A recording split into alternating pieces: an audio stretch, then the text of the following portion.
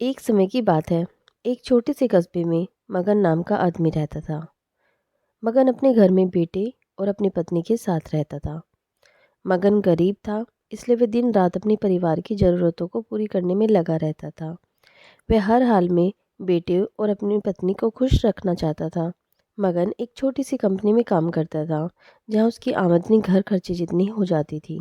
लेकिन फिर भी मगन कंपनी वाला काम ख़त्म करके दूसरी जगह जाया करता था, ताकि कुछ और पैसे कमा सके। काम में व्यस्त होने से वह अपने परिवार को समय नहीं दे पाता था।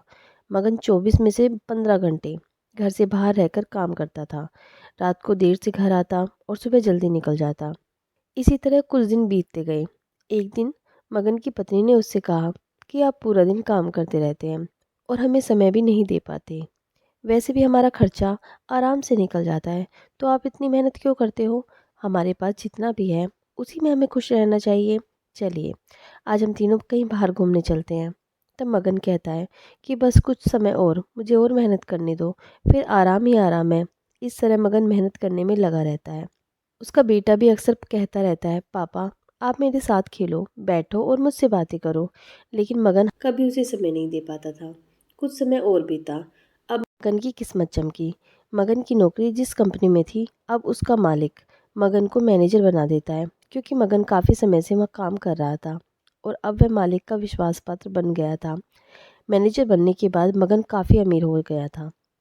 उसकी आमदनी काफ़ी अच्छी खासी हो गई थी। अब वह कुछ भी खरीद सकता था। उसकी गिनती धनी लोगों में होने लगी। पत्नी और बेटा बस एक बार कोई चीज़ मांग लेते तो वह तुरंत हाजिर कर देता था।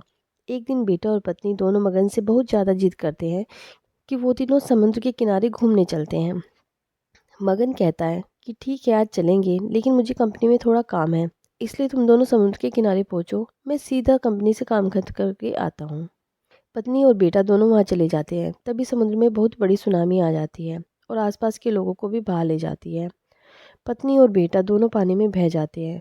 जब मगन वहाँ पहुँचता है तो उसकी हालत ख़राब हो जाती है और वह घबरा जाता है। उसने हर जगह देखा, लेकिन सब कुछ नष्ट हो चुका था। उसे यकीन हो गया था कि उसकी पत्नी और बेटा भी बह गए हैं। वह ज़ोर ज़ोर से रोने लगा और अपनी पत्नी की बात को याद करने लगा कि हमारे पास जितना है उसी में खुश रहना चाहिए और अपने परिवार के साथ खुशी के नए पल बनाने चाहिए, ताकि हम उसे हमेशा अपने दिल में संभाल कर रख सकें। पैसों का क्या है, कभी भी होंगे तो कभी नहीं होंगे।